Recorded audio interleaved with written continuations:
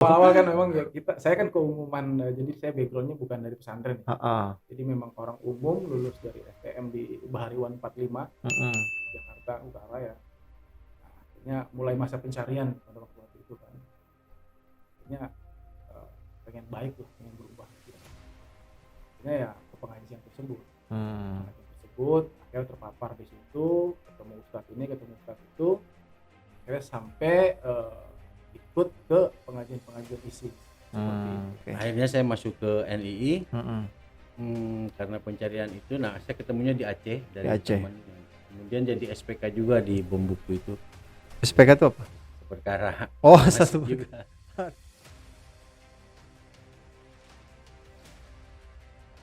Assalamualaikum warahmatullahi wabarakatuh. Indonesian Muslim Crisis Center dalam program Jalan Terang kedatangan dua tamu yang sangat spesial ya. Ini kenapa spesial? Karena keduanya itu pernah terlibat dalam jaringan yang sangat berbahaya yang bisa mengancam keamanan negara. Bisa jadi pemberontak. Yang satu dia pernah terlibat dalam jaringan ISIS, kelompok ISIS yang saya kira pernah mendeklarasikan sebuah kekhilafahan yang itu di dalam kisah pendirian khilafahnya itu sangat berdarah-darah dan sangat ekstrim yang itu dikecam oleh seluruh komunitas internasional. Dia adalah Hendro Fernando. Yang satu lagi dia pernah terlibat jaringan negara Islam Indonesia. Ini sebenarnya sebuah entitas lama tapi masih eksis ya. Duanya pernah menjadi orang yang saya kira sangat berbahaya sekali, tapi eh, kami sangat senang sekali bisa hadir di studio kami ya. Assalamualaikum warahmatullahi wabarakatuh. Oke, Bang Hendro sehat. Sehat. Kang Pepi sehat. Ya. Ini dua-duanya punya nama yang belakang sama. Ini adik kakak atau bukan nih? Oh, kebetulan ya ininya. Kebetulan ketemu di Di Nusa Kambangan 2017 ya. 2017 dengan kasus yang berbahaya itu ya, yang sangat berbahaya. Baik, terima kasih kami ucapkan Bang Hendro sama Kang Pepi. Ini bukan saudara kembar meskipun belakangnya sama, atau bukan marga ya, sebenarnya kebetulan dan juga dipertemukan di tempat yang saya kira Nusa Kambangan, sebuah tempat yang saya kira penjara yang super ketat. Ininya dipertemukan di sana dua orang ini. Nah, ini sebenarnya kita ingin ngobrol Bang Hendro, Kang Pepi. Nah, dulu sampai kemudian terlibat dalam saya kira jaringan yang sangat berbahaya itu gimana kok bisa.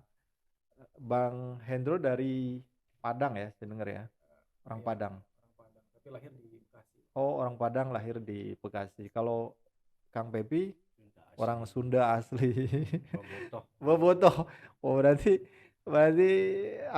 pendukung Persib ya. Kalau Padang apa ininya? Semen Padang. Semen Padang. Baik. Itu saya kira mulai dari Bang Hendro ya. Ini gimana kok bisa terlibat dalam jaringan ISIS? Awal-awal kan dulu tahun 2011 ya, 2010-11 itu ya, pengen niatnya tuh pengen baik, pengen hijrah. Mm-mm. Nah, dari situ mulailah cari tempat pengajian, akhirnya ketemulah masjid di Bekasi ya. Waktu itu di Masjid Muhammad Ramadan. Muhammad Ramadan. Ya, abang tahu juga kan. Iya, iya. Nah, disitulah akhirnya saya ngaji ya. Dulu kan belum ada ini ya, jadi bebas di sana. Di sana tinggal milih bang, jadi artinya di sana tuh ada JAT-nya, ada JI-nya, ada MMI masih ada? MMI ada. Iya. Jadi per sebulan tuh dia ngisi komplit lah, paket komplit lah di sana ya. Nah, jadi kita tinggal pilih di sana. Hmm. Nah, saya yang sering ngikutin tuh yang JAT. Mm-mm. Karena ada beberapa kali Ustadz Abu ngisi di sana kan. Mm-mm. Dan komunitas JAT itu di Bekasi cukup banyak. Ustadz Abu tuh Ustadz Abu Bakar Bashir ya. Nah, jadi ketika tahun segitu saya ngaji di sana, akhirnya sudah banyak kenal teman-teman. Mm-mm. Nah, mulailah saya banyak aktivitas pengajian. Saya pernah pengajian ikut internalnya JAT juga, terus akhirnya keluar. Terus akhirnya ada beberapa komunitas di sana yang concern memang ngurusin teman-teman yang di penjara, yang kasus teroris. Kasus teroris. Jadi kita ngumpulin dana nih, dana open donasi lah lewat media sosial, lewat dari masjid ke masjid kan kita bikin seperti itu. Kita ngurusin nih teman-teman yang di penjara, Bang. Nah, mulai dari situ akhirnya lama-lama sudah banyak kenaling. Nah, akhirnya terpapar di situ. Kenapa masjid itu yang jadi pilihan untuk tempat Ya, pengajian? karena memang masjid itu satu-satunya di Bekasi yang memang menampung tempat pengajian Paling seperti aktif itu. ya? Paling aktif. Jadi seminggu itu bisa sebulan bisa 4 kali. Jadi pilihannya ormas gitu. random aja. Random. Oh, Jadi, random aja. Minggu pertama ada JI, minggu kedua ada JAT, ada MMI, bahkan FPI juga masuk waktu itu. Iya. Dulu kenapa misalkan pengen baik tuh memang dulu hidupnya suram Ya, atau awal-awal kan memang ya saya kan keumuman, jadi saya backgroundnya bukan dari pesantren. Jadi memang orang umum lulus dari STM di Bahariwan 45 di Jakarta Utara ya. Nah, akhirnya mulai masa pencarian pada waktu itu kan. Akhirnya pengen baik lah, pengen berubah hijrah.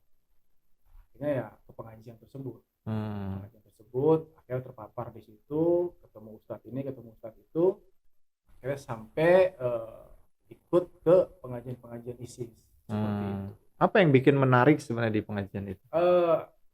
Kita tiap hari dikasih kajian tentang bagaimana hukum penegakan syariat Islam pertama ya. Terus kedua tentang mati syahid, terus tentang hijrah. Nah, hal-hal itu yang terus dikaji setiap hari ke kita. Nah, akhirnya setiap hari tuh keinginan tuh pengen mati aja, Bang. Jadi pengen ya seperti itu karena kita setiap hari komunitas, belum lagi dari grup-grup internal yang kita buat sendiri ya. Nah, akhirnya punya niat lah pengen berangkat ke Suriah. Akhirnya saya pilih gabung ke ISIS tahun 2014. Sudah pesan tiket atau gimana dulu? Pada waktu itu saya baru bikin paspor sih. Bikin paspor. Paspor satu keluarga ya.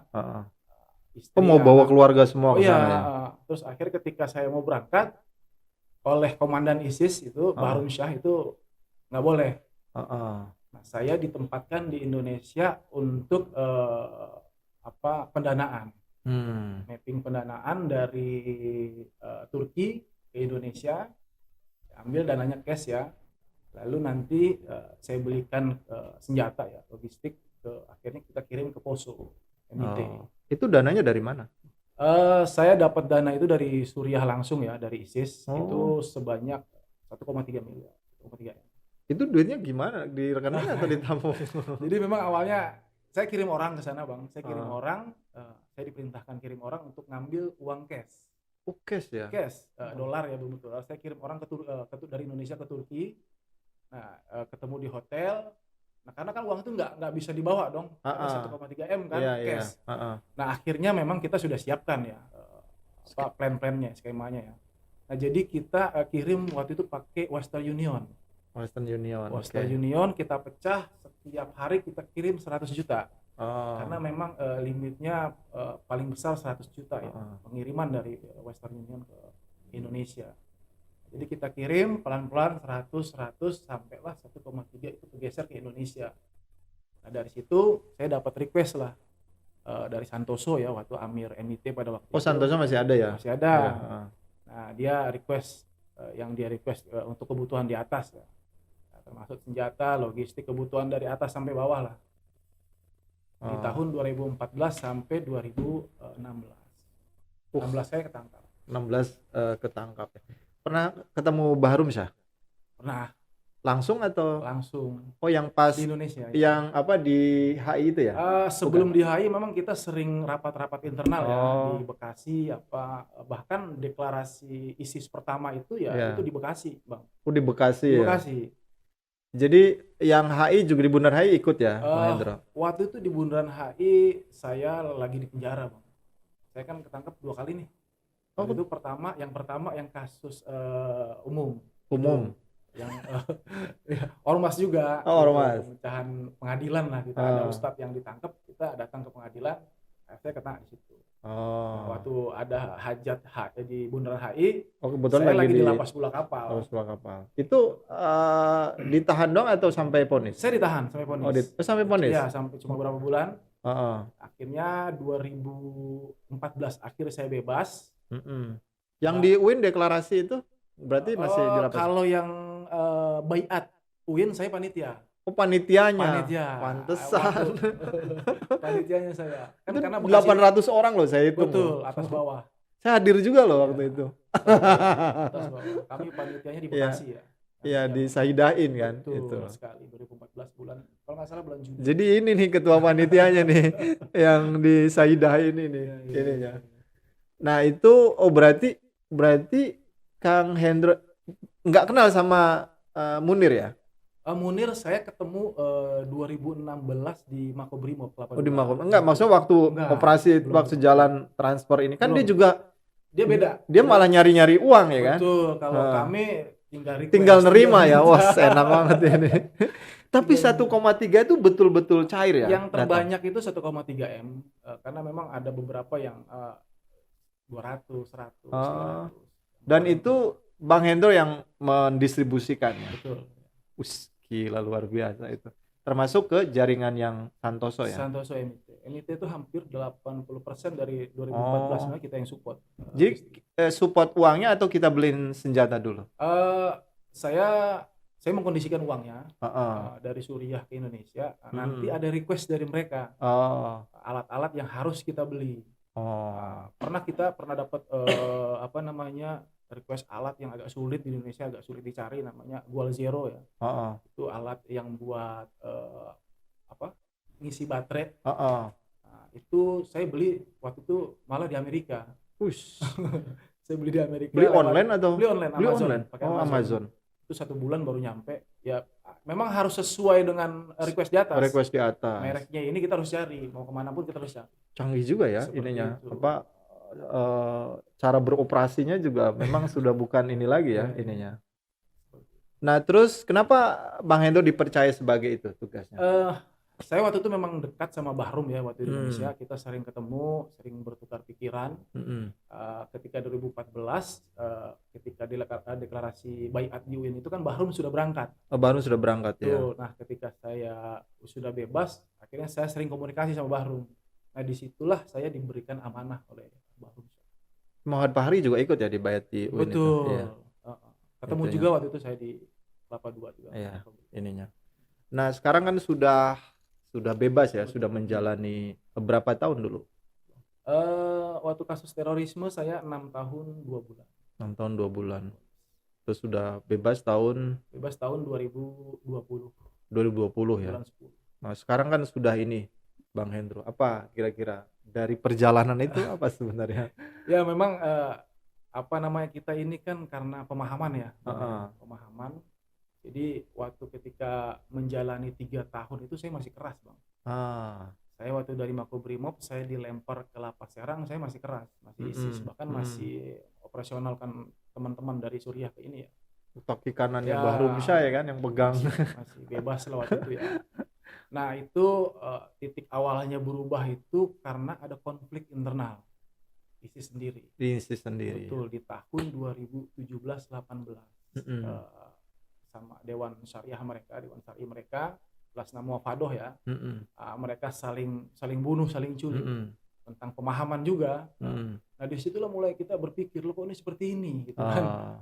Nah akhirnya kita renungi, ternyata wah ini keliru, salah. Nah dari situlah pelan-pelan saya mulai membaca buku-buku dari luar.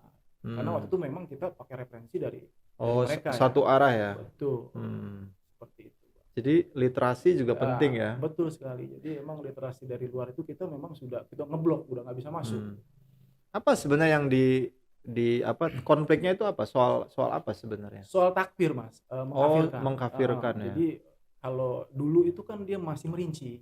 Mm-mm. Nah, kalau sekarang dia memvonis jangankan PNS presiden ya, pedagang yang di sekolah SD saja sudah divonis kafir. Ya, dia jualan di SD itu udah dikafirkan. Jual cireng itu kafir Ah. karena salah satu bentuk. Jadi ada berapa? 2 faksi. Ada 2, sekarang pecah 2 mereka. Pecah 2 Ya, faksi. mereka biasa sebut itu rinci dan non rinci. Rinci dan non Ini rinci sama-sama ya. ISIS nih. Sebenarnya sama-sama ISIS. Iya, saling mengkafirkan. Nah, Bang Hendro keluar dari dua-duanya itu. Saya keluar dari Dua-duanya itu ya. Nah, ini kan saya baca di banyak media bahwa ISIS tuh bikinan Amerika lah gitu. Itu gimana? Sampai saat ini saya belum nemu ya konsep ISIS itu bikinan Amerika. Tapi real itu memang betul, karena ya. memang ya kita selama ini dari dananya dari sana, kita kontaknya dari sana. Terus arahannya juga dari Suriahnya langsung gitu. Kan ada fakta lain bahwa ISIS adalah pecahan dari Al-Qaeda. Betul. Jadi itu sebenarnya pecahan Al-Qaeda bukan 2014 mereka mendeklarasikan kekhilafahan ya. Terus Yeah. akhirnya pecah, Al-Qaeda tidak mendukung kekhilafahan ISIS, bentuk faksi namanya JN ya. Jabhat Nusroh. Dan ini juga saling mengkafirkan kan, pecah lagi kan. Jadi yang ISIS ya ikutnya ke Abu Bakar al-Baghdadi. Oke. Nah sekarang gini, ini sebenarnya kalau kita anak-anak muda mendengarkan obrolan kita, Bang, sebenarnya waktu Bang Hendro terpapar ya, itu sebenarnya faktor apa sebenarnya yang membuat bahwa kita akhirnya, dan bisa jadi semua orang yang mengalami perjalanan seperti Bang Hendro itu pasti akan tertarik juga dong dengan itu. Itu apa sebenarnya? Faktornya satu ya dari literasi ya, karena memang pada waktu itu ketika kita mempunyai niat pengen bener ngaji, nah kita hanya mengambil satu sumber aja, kita menutup sumber-sumber lain. Nah, itu yang mengakibatkan kita akhirnya taklid, ya kan? Lalu mengikuti apa kata yang jamaah perintahkan. Oke, literasi itu apa lagi sebenarnya yang bisa kita kita berpikir lebih jernih gitu loh ketika melihat sesuatu fenomena atau ajakan tuh. Selain itu apa? Selain literasi? Selain literasi, komunitas ya. Jadi komunitas. Memang komunitas juga berpengaruh ya. Karena lingkungan kadang ada yang bapaknya sudah ngaji bertahun-tahun di jaringan, akhirnya dia ngajak anaknya, keluarganya, tetangganya. Nah, itu yang membuat akhirnya mereka semakin besar. Dan saat itu sebenarnya kalau Bang Hendro disuruh melakukan aksi yang ekstrim, mau ya? Berarti kalau ada perintah gitu ya? Karena memang kalau di ISIS itu harus baiat ya. Harus baiat. Apapun perintah dari sana kita harus lakukan. Termasuk bom bunuh diri. Oh gitu ya. Jadi nggak ada pilihan untuk menolak ya? Betul. Kalau seandainya menolak berarti pasti dikeluarin atau ada ancaman lain nggak? Ya artinya kita tidak jujur dengan apa yang kita baiatkan. Ini juga memang bersiko. Makanya sekarang udah keluar ya. Kegiatannya apa sekarang? Saya bebas tahun 2020 akhir ya. Saya sama teman-teman komunitas di Bekasi, sesama ex Napiter ya. Itu membuat sebuah yayasan. The Bintal itu apa?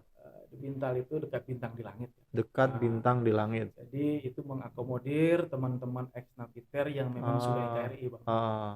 NKRI itu maksudnya yang sudah mengikuti program, dia juga ya tidak memusuhi NKRI. Betul, gitu ya. Oke. Sudah rujuk pemahaman lamanya. Ya. Ada berapa orang yang untuk saat ini yang aktif 9 ya. Tapi juga itu nggak segampang itu ya bikin itu ya. Iya, betul. Memang pro kontra juga ya, terutama karena kan kita ketika bebas itu dengan pemahaman lama yang baru itu kan masa transisi, Bang. Jadi ada beberapa memang teman-teman ini yang keluarganya masih merah, kita sebutnya merah ya, seperti itu. Jadi mereka belum bisa move on penuh gitu. Nah, itulah yang membuat akhirnya kita bikin sebuah yayasan, karena butuh eksistensi membuat teman-teman ini bisa tampil ke depan gitu. Biasanya di mana? Di daerah Bekasi. Daerah Bekasi. Kegiatannya apa aktivitasnya? Sekarang kita ada peternakan puyuh yang dikelola oleh teman-teman ex-napiter, terus juga ada beberapa program yang kita lakukan bekerja sama dengan pihak Dirjen Pas, bagian dakwah ke lapas-lapas, terus juga ada beberapa MOU juga ke Panasonic ya. Jadi mengakomodir teman-teman ex-napiter bebas ini supaya ada kemampuan untuk bisa berwirausaha.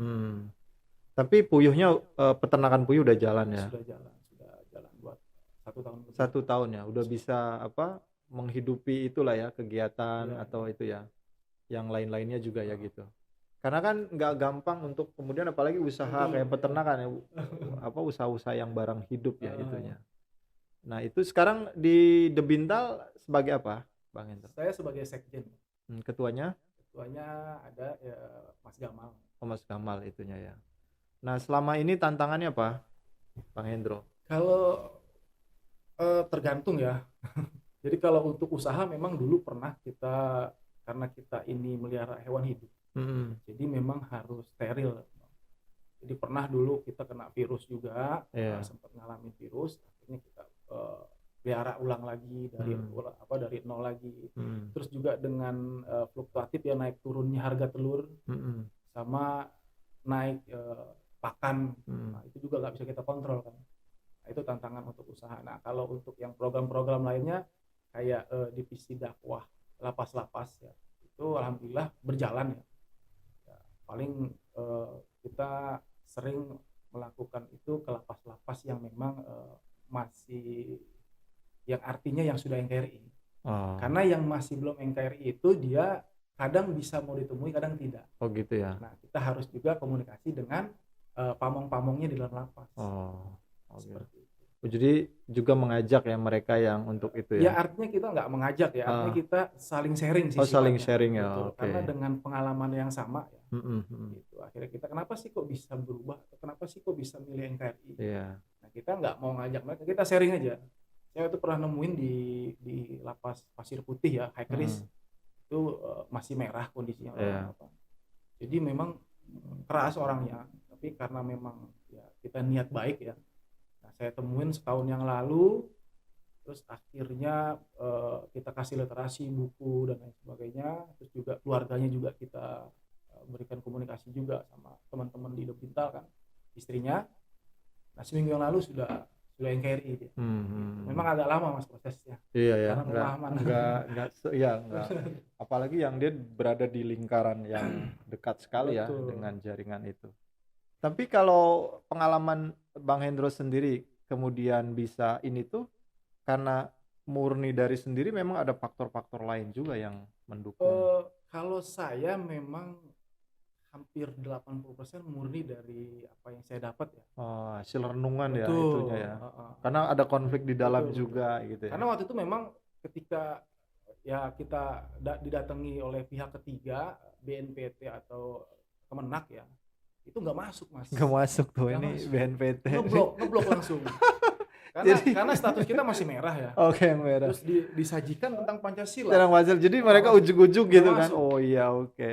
Jadi memang tingkatnya diturunkan ya. Oke. Tingkat radikal. Ini saya kira juga saran buat BNPT, buat kementerian atau kementerian apapun yang terkait dengan itu ya. Jadi jangan ujug-ujug langsung dihadirkan yang ini ya. Jadi tahapannya mesti memang harus pakai seni ya, kayak gitu. Tapi beruntung Bang Hendro ini dia karena ini ya renungan yang dia selama ini di penjara, kemudian melihat fenomena di internal sendiri, kemudian bisa ini ya, bisa akhirnya mengoreksi ya apa yang sudah di ininya. Nah itu saya balik lagi ke awal Bang, itu memang karena lingkungan ya di situ, karena pengajiannya atraktif gitu ya. Jadi saya kira memang tidak ada pilihan kemudian juga ini, apalagi di saat Bang Hendro juga lagi mencari sesuatu ya, masa pencarian ya. Dan kemudian mendorong ini ternyata menjadi sesuatu yang pilihan ya. Nah, ininya ngomonginnya di sana ya hijrah jihad terus ya itunya. Oke, menarik. Ini Bang Hendro ada satu lagi. Saya kira kita akan ngobrol sama Kang Pepi Fernando. Gimana Kang Pepi? Kang Pepi, nah ini Kang Pepi ini saya kira saudara tuanya sebenarnya kalau dalam jaringan apa namanya ekstrim itu, karena terlibat di negara Islam Indonesia. Saya dengar juga Kang Pepi juga salah satu tokoh penting juga di enggak di jaringan NI-nya di Aceh atau di mana Kang Pepi? Saya ketemunya di Aceh. Di Aceh Di waktu Aceh, kemudian karena memang sering bolak-balik ke Aceh. Mm-mm. Kemudian pulang di sini bergabung dengan di Bekasi sama Subang. Oh, Bekasi dan Subang. Tapi memang masih eksis ya NI itu, Negara Islam Indonesia itu. Waktu itu masih. Dan saya kan Kalau sekarang nggak tahu, nggak tahu. nggak tahu ya. Yang saya dengar tuh kan NI itu ada NI KW9 gitu. Itu memang eksis, yang itu di Indramayu katanya. Iya, Oh, itu bener itu, Kang. begitu. Begitu mungkin ya. Banyak faksi juga. Oh, banyak faksinya. Nah, kalau yang Kang Pepi sendiri? Saya karena ketemunya di Aceh, saya masuknya Sumatera waktu itu. Kemudian Tahun saya- berapa itu, Kang? 2006 ya. 2006 ya. Itu 2006, sebelum 2007. tsunami apa sesudah? Sesudah Tsunami ya. Sesudah tsunami itu apa namanya? Ya sama ya, pencarian jati diri lah. Ketemunya sama orang yang menawarkan ini Al-Qur'an, hadis, segala macam. Kemudian ternyata saya masuk ke NII. Oke. Akhirnya saya masuk ke NII Mm-mm. karena pencarian itu. Nah, saya ketemunya di Aceh dari Di Aceh. teman yang kemudian jadi SPK juga di bom buku itu. SPK itu apa? Seperkara. Oh, Masih satu. juga. terus. Oh iya ya. Tapi memang tidak ada hubungannya aksi saya dalam terorisme itu dengan ini, memang tidak ada hubungannya, saya akuin. Karena memang Oh, damai NI nggak ada Nggak itunya. ada. Karena setahu saya tuh NI itu dia berubah haluan. Jadi tidak lagi misalkan, meskipun juga banyak yang akhirnya minggat ya tanda kutip dari NI keluar ke kelompok-kelompok Bang Hendro ya kan gitu ya. Artinya di ini sendiri sebenarnya nggak terlalu dini. ya, jadi di NII itu yang saya tangkap ya, karena Mm-mm. saya juga nggak lama ya, sekitar cuma 1 tahun Mm-mm. setengah. Amanu, Hajaru, Ya, Jihadu, jihadu. Iman, Hijrah, Jihad. Iman itu ya kita diajarkan tentang iman tuh, kemudian hijrah itu karena sudah ada Furqan tuh, Ya. yang intinya kita nih ada negara Islam, Ya. ada negara Pancasila. Hmm. Negara Islam ini iman, ini kafir, gitulah Mm-mm. intinya. Itu sudah di Furqan kita di situ. Ya, hijrah ke NII itu artinya kita masuk ke negara Islam. Ya. Nah, giliran jahadunya ini, Oh. giliran jihadnya ini, sebenarnya saya menjadi orang yang salah satu kecewa sama mereka itu. Oh, yang Karena oke. ternyata di jahadunya itu, kebetulan hari itu 2010 ya, 2010 saat saya keluar dari NII itu, 2010 lah. Itu buku dari Al-Qaeda, buku dari Irak, itu di lagi Buyung Senen itu lagi rame-ramenya ya, banyak iya, sekali benar-benar. CD jihad. Oh, Masih I Gramedia see. banyak itu. Iya. Banyak sekali di mana-mana, seperti nggak terbendung. Dan saya Oh, ini jihadnya gitu loh maksudnya. ini jihadnya, tapi saya di NII itu jihadnya itu nggak lebih dari merekrut orang, kemudian mengambil zakat. Zakatnya. Nah, itu yang dimaksud jihadnya. Akhirnya saya mental sendiri dan ya setengah diusir. Setengah diusir karena mereka tahu saya mungkin sedikit banyaknya setiap hari kok ini anak ngomongnya bom terus. Akhirnya saya diusir dari NII, dan ya beberapa orang ikut saya gitu, beberapa yang saya ajarin ngaji itu ikut saya dan ikut juga masuk. Gitu. Jadi saya keluar dari NII baru saya imannya oke lah, hijrahnya oke lah gitu kan. Oke, Tapi jihadnya itu saya yang protes di situ, diprotes di akhirnya. situ. Akhirnya saya bikin sendiri. Iya, karena momentum saat itu memang lagi rame kan, Iya. Al-Qaeda kan. Iya. Buku-buku juga diterjemahkan oleh Ar-Rahmah itu kan waktu Iya. itu ya, zaman itu kan. Ada Ar-Rahmah, ada Al-Jazeera, ada di Solo kan banyak banget yang ya menerbit. Nah, Kang Pepi kemudian bikin faksi sendiri gitu. Enggak juga. Saya bikin bom sendiri. Enggak, maksud gini loh. Kalau kan biasanya jaringan itu kan terafiliasi gitu loh, Kang. Misalkan Al-Qaeda, terus ada ke mana JAD kan gitu. Nah, Kang Pepi itu Jadi ada beberapa orang yang ikut keluar dari NI dengan saya itu, ya akhirnya itu aja kita bikin. Kalau soal ngaji, kalau soal apa segala macam ya saya bebasin, mereka mau ngaji ke Muhammad Ramadan silahkan, ada yang ngaji sama saya bebasin. Orang-orang yang ikut bersama saya itu ya nggak ada harus ngaji sama saya gitu, enggak. Ya soal ilmu kalian cari sendirilah, tapi memang saya sendiri fokusnya memang bikin bom gitu hari itu. Tapi memang Kang Pepi ini yang bom buku tuh memang hasil pemikiran Kang Pepi sendiri atau terinspirasi dari siapa? Saya Sendiri ya gitu. Dan target-targetnya juga memang awalnya itu kita sebenarnya kita belum berbicara jihad di kelompok. Kita cuma kelompok kecil, kelompok 17 kecil orang, ya. 17 orang. 17 orang. Dan itu belum bicara jihad. Kita cuma baru bicara i'dad. Kita sempat mau ngadain i'dad di Aceh itu bersama sama almarhum Ustadz Khalis karena udah meninggal, itu dari NII juga. Beliau juga agak kecewa dengan kebijakan NII, kemudian perpecahan dalam NII. Beliau senior lah di NII. Beliau udah meninggal ketika saya sebelum masuk tadi. Ya kita bicaranya i'dad. Nah, termasuk bom buku sebenarnya i'dad. Kita cuman ingin, jadi saya dan teman-teman bisa buat mesyu gitu. Bisa buat mesyu.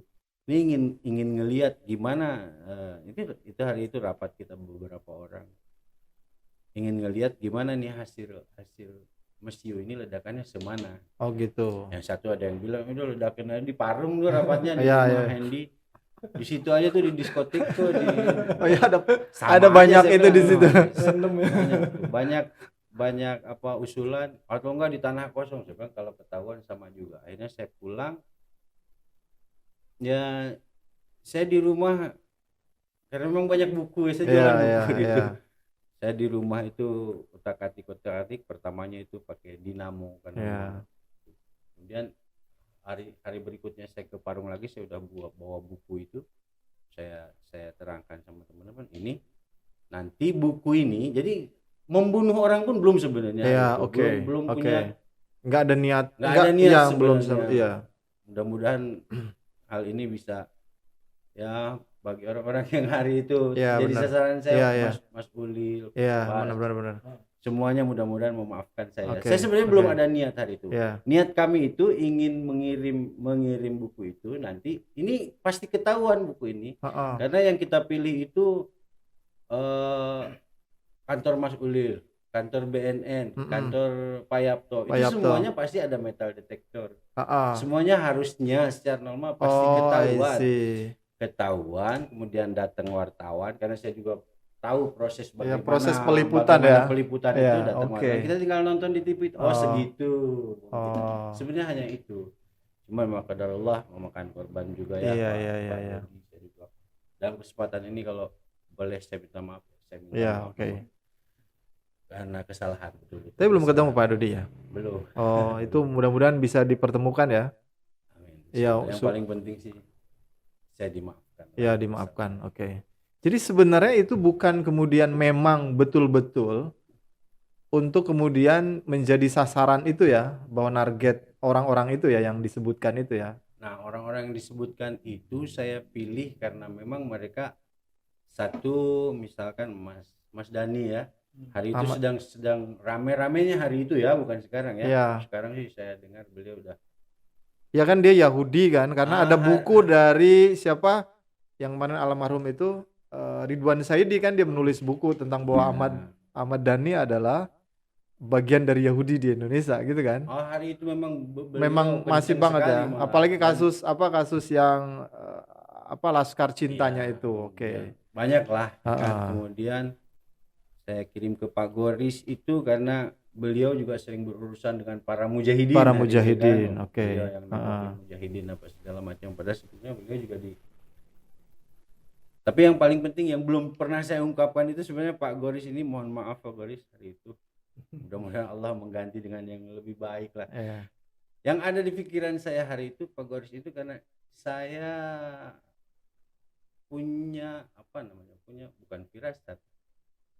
Punya pemikiran bahwa ini Pak Goris ini bisa jadi Kapolri. Oh, I see. Dan hari itu Kapolri Nasrani itu masih diperdebatkan. Dan Hmm. apalagi di kalangan kita itu masih Iya. kenceng. Iya.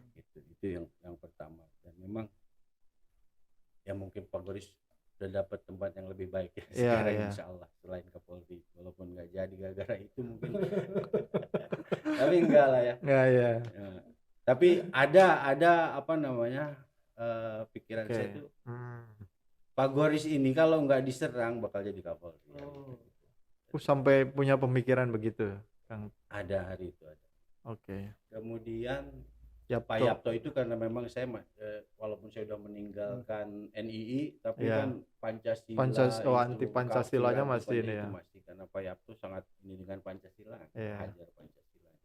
Ah. Itu aja sebenarnya Pak. Ah. Dan di awal itu memang ini kami yakin ini nggak bakal makan korban. Oh. Kami yakin ini bakalan diliput di TV, kemudian diledakin oleh tim Gegana. Karena kan dari awal detektor udah ini ya. Iya, kita ngelihat semana. Nah, barulah yang berikutnya itu baru kita sasaran seperti Serpong. Jadi kalau yang Serpong serius? Serpong serius, Pak. Serius ya. Serius. Dari itu kan pasca bom buku ya? Iya. Oh, Bom jadi buku yang pertama. yang pertama kan belum terdeteksi kan itu waktu itu ya. Terus langsung ini buat rencana di Serpong. Gereja Serpong. Oh, gereja Serpong ya. Serpong itu kalau kata pengamat bom di persidangan ya, saya nggak tahu dia mungkin berlebihan juga. Iya, iya. Itu kalau meledak bukan gereja yang hancur, tapi Serpong di end. Serpong. Mungkin berlebihan juga. Tapi alhamdulillah. Tapi bukan presiden ya, itu gereja yang akan di. Presiden ada lagi beberapa bom kecil. Ada beberapa ya. Bentuknya jalan ya, ranjau jalan. Ranjau jalan. Ada 2 kali. Alhamdulillah. Itu apa alasan itunya, Kang Pepi? Ya masih, kalau pemikiran kita masih menempel yang yang itu ya. Oh, karena itu dari NI itu ya, iya, itunya ya, ininya. Oke, Kang Pepi sekarang udah. Tapi yang Kang Pepi nggak terlibat ISIS ya, habis itu. Saya waktu keluar ISIS saya lagi di sel tikus di Sel Nusa tikus Kambangan, ya. Lapas Besi. Saya dengar soalnya pernah gabung ke ISIS juga enggak ya. Nah, itu pas keluar dari NI itu berarti faksi sendiri dong Kang Pepi itu ya. Bukan faksi. Apa ya? Apa ya? Jamaah kecil lah. Jamaah kecil. Amirnya juga katanya. Enggak. Ya enggak juga, enggak pernah ada pengangkatan amir juga, enggak pernah ada bayarnya kita. Jadi komunitas kecil aja gitu ya ininya. Ini yang orang juga bingung saya kira ketika mempelajari soal apa namanya yang jaringan Kang Pepi ini kan. Karena tidak masuk ke jaringan-jaringan yang lain gitu. Ini tersendiri kan. Kalau yang lain kan ada yang sel terputus lah, ada amirnya, ada ininya. Ini enggak. Jadi sendiri aja gitu ininya ya. Iya. Kamu berapa tahun, Kang? 20. 20 tahun vonisnya ya. Luar biasa ya. Lama sekali itunya ya. Ininya. Lumayan. Nah, sekarang tapi kan gini loh, Kang. Kang Pepi kan kemudian ikut gabung di NI kan literasi Kang Pepi ya. Maaf misalkan Kang Pepi juga lulusan kampus yang cukup ternama ya kan. Saya sebutlah IAIN sekarang UIN Syarif Hidayatullah. Kok bisa gitu loh tertarik dengan banyak Pak orang ini. Oh, banyak juga orang ya. Ketahuan. Mereka sembunyi Pak. Sembunyi ya.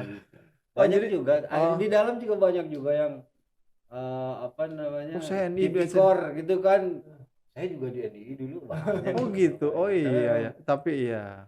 Memang bersembunyinya. Tapi yang bikin menarik tuh apa di NI itu sebenarnya? Yang ditawarkan konsepnya mereka tidak keluar dari Quran itu hari itu kan. Ketika kita bertanya tentang masalah itu, mereka jawabnya dengan Al-Quran. Jawabnya kita Al-Quran. tidak bisa mendebat. Meskipun tafsirannya sebenarnya bisa ya kan bisa dia dengan akal dengan ini kan, tapi bisa. Kelihatannya kontekstual gitu ya. Iya. Kita tidak bisa mendebat lah karena memang yang ditawarkan Quran. Oke, itu yang kemudian bagi yang saya kira literasi Qurannya sedikit, misalnya kalau bukan orang-orang yang pernah belajar Al-Quran secara khusus ya kan, tafsir hadis Quran kan, pasti akan sempat tertarik ya. Makanya ketika saya baca buku Al-Qaeda, buku ini kok lain ya gitu, agak lain ya.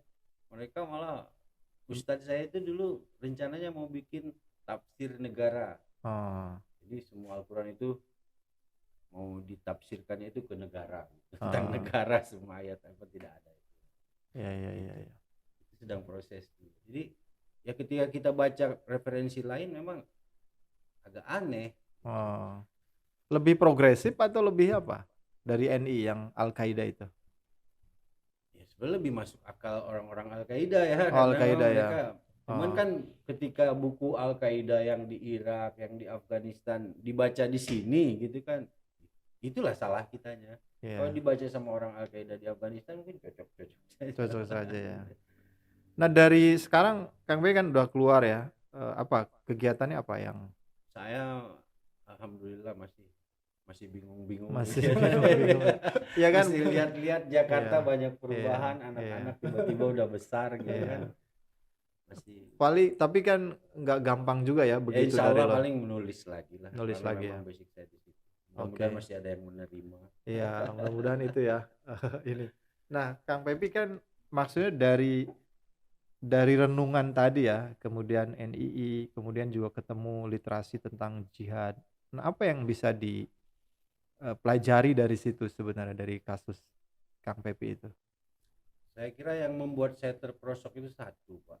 Terperosok ke jurang yang menyimpang itu adalah ketika kita merasa wah kita benar, kita berada dalam kebenaran. Dan selain yang tidak sepaham dengan kita itu salah. Tapi ada kalanya karena saya memang tidak punya guru yang seperti Bang Hendro mungkin di JAT harus ini secara jamaah ketaatan apa segala macam. Saya masih baca yang lain, saya masih dengar yang lain. Yang menyelamatkan saya dari itu mungkin karena saya masih bisa dengar orang yang beda paham dengan saya. Iya. Karena basicnya wartawan ya Kang Pepi. Iya. Begitupun ketika ISIS muncul itu saya bingung saya di dalam sel tikus itu dalam sel saya nggak ditemuin sama orang setengah itu. Tapi selnya masih satu dengan napiter yang lain. Mereka tiap hari berbicaranya tentang ISIS, JN, ISIS. Saya nggak ngerti tuh karena saya nggak ada alat komunikasi ISIS. Sampai pada saya mendengar mereka menjelek-jelekan Osama bin Laden itu kan agak aneh kan. Kenapa ada apa ini gitu kan. Sampai itu akhirnya saya itu musim batu tuh Pak, musim batu cincin tuh. Ya, batu akik. Saya gosok batu akik. Itu di dalam sel itu saya gosok batu akik, saya dapat 10 atau 11, saya tukar sama Android, ada yang tukar sama Android. Akhirnya saya baca seluruh media itu tentang ISIS, JN apa segala macam. Dan alhamdulillah saya memang sempat masuk. Ya, artinya kan Kang Pepi nggak kekurangan dari literasi sebenarnya kan. Ya kan, pasti karena ya terbiasa di wartawan cover both side ya kan. Tadi yang terjerumus itu karena merasa benar itu bahwa apa yang didapatkan itu ya. Jadi bukan ini relatif sebenarnya pasti ada yang kontroversi itunya. Ya saya justru tertolong oleh literasi mungkin ya. Karena saya masih mau menerima literasi lain, karena saya masih mau menerima pendapat lain, tidak taklid sama satu. Saya juga bingung kenapa kita kemarin itu sama-sama baca Ar-Rahmah, kok Ar-Rahmah dimurtadkan gitu kan. Jadi bingung.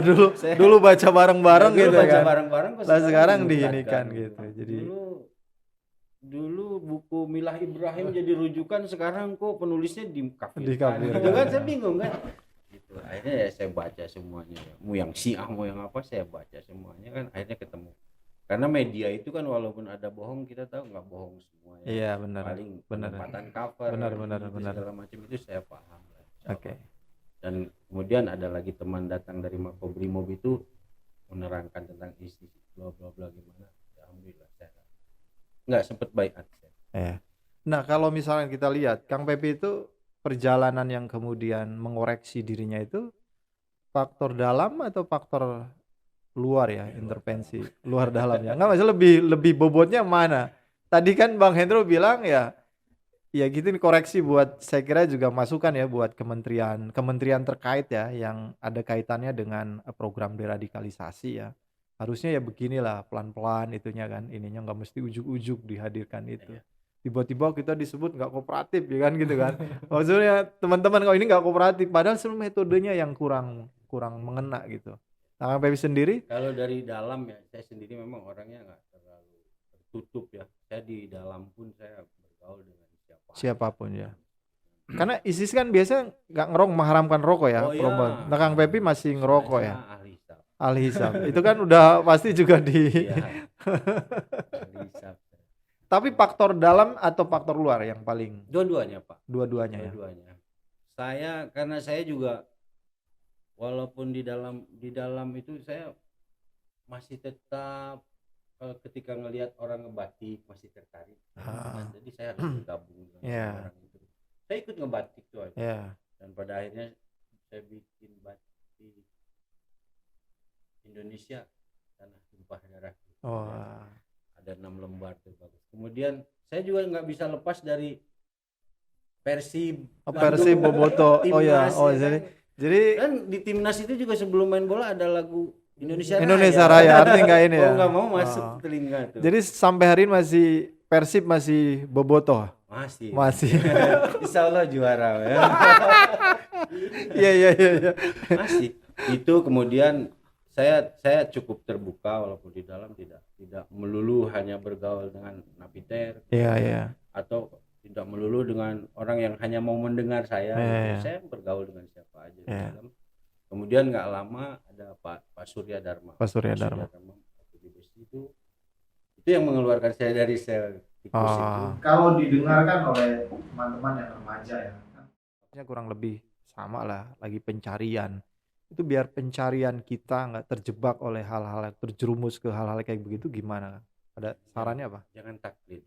Harus banyak rujukan. Iya. Kita jangan ya zaman hari ini mana ada yang sempurna manusia. Iya betul. Ada yang sempurna pasti ada kekurangan. Jadi kita harus menutupi kekurangan dari yang lain. Iya. Tidak melulu harus satu guru yang kita taatin, satu jamaah kita taatin. Saya begitu. Oke, ini terakhir ya untuk keduanya kan di Islam sendiri kan banyak aliran-aliran nih. Kang, Bang Hendro juga ada aliran. Kalau yang sudah terkenal kan ada Muhammadiyah, ada Nahdlatul Ulama, ada Persis kan, ada jamaah-jamaah yang lainnya kan. Nah, itu kira-kira kalau kita tanya nih ke Bang Hendro sama Kang Pepi, ini Bang Hendro ini alirannya apa kalau di Islam itu kan? Kalau lebih kemana sebenarnya nyamannya itu? Kalau saya justru lagi mempelajari tentang NU ya. Tentang karena NU. Lebih pertengahan dia. Lebih mengajak. Ya. Saya sering dengar ceramahnya Gus Bahar. Nah, itu yang sering saya ikutin. Oke. Karena Padang tuh sebenarnya kalau Sumatera kalau kita lihat itunya kan betul. Muhammadiyah enggak, kalau dari sejarah itu Toriko loh di sana. Ya, Islam datang tuh dari Sumatera kan itunya. Kalau Kang Pepi, saya lagi penasaran sama Habib Bahar ini. Karena saya ketemu di Habib Bahar bin Smith. Habib Bahar bin Smith itu luar biasa. Ya luar. Oke, ini Habaib berarti kan jalur itunya. Satu lapas dulu ya. Ya. Satu lapas dulu lama saya. Tapi kenal berarti ya? Oh, kenal gitu. Jadi tukang bekam beliau. Saya dengar referensi beliau bagus. Kapan-kapan kita ke sana ya? Ini kayaknya harus ke sana. Di Bogor. Saya bukan dengan keras apa segala macam. Beliau sebenarnya cinta dengan NKRI. Beliau karena memang ada hal yang memang tidak setuju. Kemudian memang beliau masih muda, darahnya masih darah muda lah. Tapi saya lihat keilmuannya, saya kalau bertanya itu kitabnya luas banget dia ya. Oke. Tapi ya dari kemarin beliau pulang sampai beliau masuk lagi sampai sekarang belum ketemu lagi. Insyaallah nanti ketemu. Baik, terima kasih keduanya sudah mengisi di jalan terang ya. Saya kira mudah-mudahan ini bermanfaat dari obrolan kita. Amin. Santai di studio ini.